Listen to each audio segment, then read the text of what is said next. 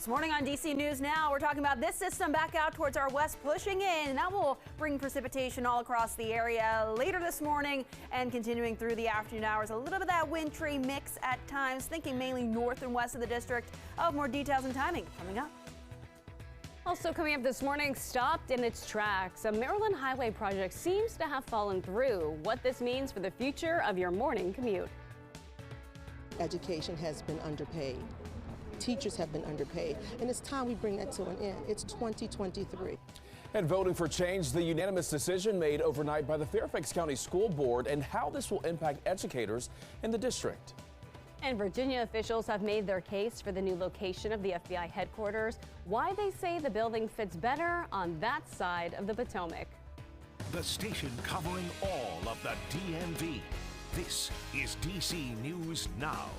All right, it's 6 o'clock on this Friday morning. Good morning to you. Thanks for joining us. I'm Corey James. Good morning. I'm Tanaya Wright. It is finally Friday, but it's really cold out there. We're going to start with a live look right now over western Maryland, where we are due to see some winter weather out there, Jackie. Yeah, we're going to see some of that precipitation moving in over the course of the next couple of hours. It's not reaching the ground just yet, but heads up, we could be seeing some of that wintry mix, and that can make for some slick travel at times. This is a live view over Cumberland, Maryland right now. But again, like I mentioned, we are tracking the dry conditions for now. Although the radar wants to show that it is precipitating there, it isn't reaching the ground just yet. This high pressure just off towards our north and east is eating away at much of this precipitation right now. But that will change as that high pressure moves out. This low continues to track its way closer and closer towards our area. The precipitation will move in and likely over the next several hours. Winter weather advisory has been issued. That's for western Maryland, Garrett County, as well as parts of West Virginia and right along the Blue Ridge. This goes until 2 p.m. this afternoon for the threat of some sleet and as well as some snowfall accumulation. Thinking 2 inches or less, especially back out towards Garrett County.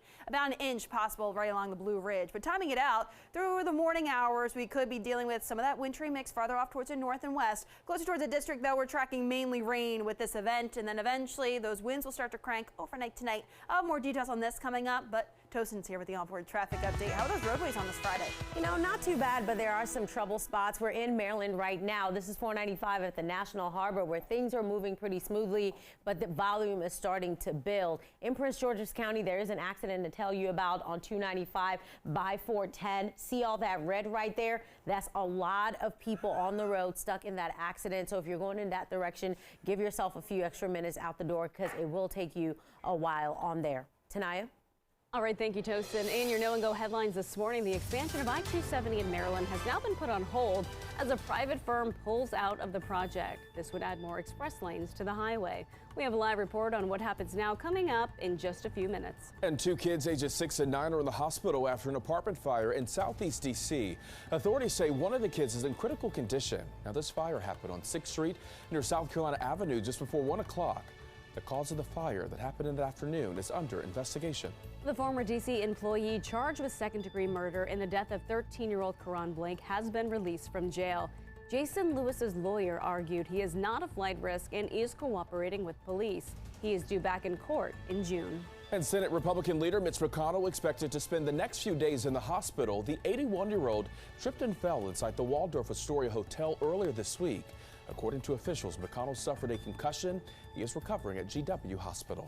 Time right now, 6:03 new this morning. A developer is backing out of the Maryland Express Lanes project. That is right. The project is an effort to add express lanes to I-270 and I-495. It has already faced a number of delays. Our Lex Wars is live this morning right near the Beltway. So Lex, bring us up to speed on all of this.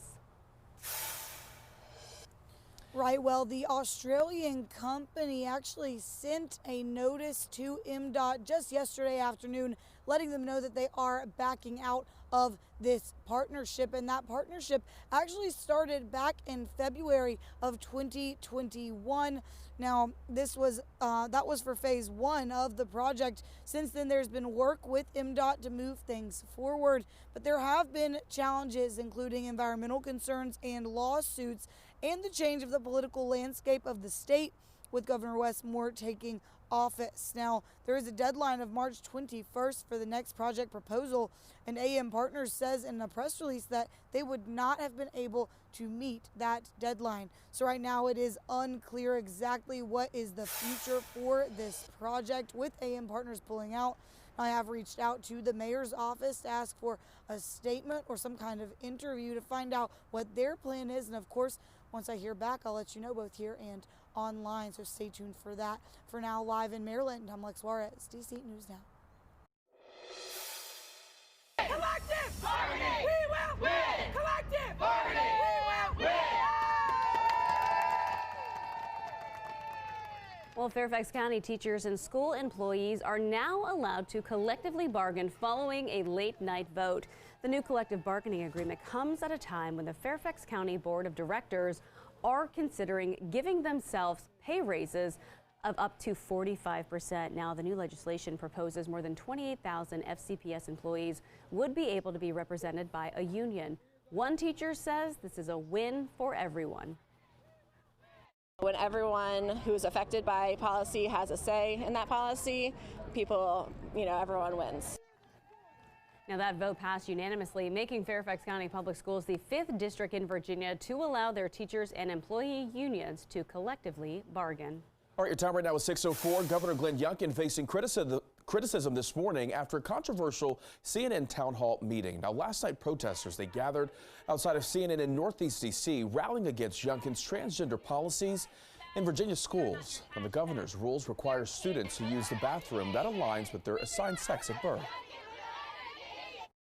We believe that Glenn Youngkin is not educating us as accurately as possible, and we're here because we think that his trans model policies are not model policies. They're just excuses to justify bigotry. We just need extra bathrooms in schools. We need gender-neutral bathrooms, and so people can use a bathroom that they, in fact, are comfortable with. And Youngkin also believes that students should only play sports aligning with their biological sex. Governor Youngkin won a large portion of his votes because his policies surrounding race and gender issues in the classroom. And 2 young children in the hospital this morning. One were told in critical condition after an apartment fire in Southeast. That fire broke out in an apartment on 6th Street right near South Carolina Avenue. Firefighters rescued a 6-year-old. A 9-year-old child was already outside of the home. Officials say one child was taken to the hospital with life-threatening injuries. The cause of that fire remains under investigation this morning. And a judge orders the man accused of killing a 13-year-old in D.C. to be released from jail. Police say Jason Lewis shot and killed Karan Blake outside of his home in Brooklyn. This happened back in January. Lewis is a D.C. government employee. He told police he caught Blake trying to break into cars. Lewis's lawyer made the argument that he is not a flight risk and has cooperated with police. A judge agrees and ordered his release. He is due back in court in June. All right, your time now is 6:07. German officials say 8 people are dead following a shooting at a Jehovah's Witnesses hall. Yeah, this happened yesterday evening, and right now it is unclear the total number of people who were injured, but the shooting took place in Hamburg. It's the 2nd largest city in the country there. The former mayor is also calling the incident a brutal act of violence. Witnesses described the chaotic moments. After the police got there, there was no gunfire for a long time. Then, after 5 minutes or so, there was a single shot. Police say the suspect is dead. No word on the motive. More information is also expected to be released later today. Time right now 6:08. House Republicans are hoping to shoot down another D.C. policing bill. This time, the bill focuses on improving police accountability after the 2020 Minneapolis police killing of George Floyd. This all according to the Washington Post. Now, Republican Representatives Andrew Clyde and Andrew Garbino leading the effort. It comes a day after the Senate veto to block D.C.'s proposed crime bill to update the city's criminal bill. According to the Washington Post, both claim the new crime package is anti-police. The best site for FBI's future headquarters, an investment that will likely be an investment of a half century or more, is in Springfield, Virginia. The Senators Tim Kaine and Mark Warner felt good following their hours-long meeting about the new FBI headquarters. The Virginia lawmakers launched their final bid to sway the General Services Administration to choose the site in Springfield for that new headquarters. Now, both senators also say they have a culturally diverse region, which should please President Biden's equity requirement. But they say they don't want the president making the final decision. They made the case that Virginia could be best to meet the needs of the FBI. Leslie and Ted Widiak of Fairfax County support the FBI headquarters coming to the region. I like the idea of it being here, but I don't know about traffic. I'd really like to see it in Virginia. Northern Virginia seems to be the place where all agencies end up. The senators say the new headquarters in Virginia would be close to other federal agencies, in addition to having transportation advantages. And check this out. Maryland Governor Wes Moore posting this to his Twitter page. Look at that.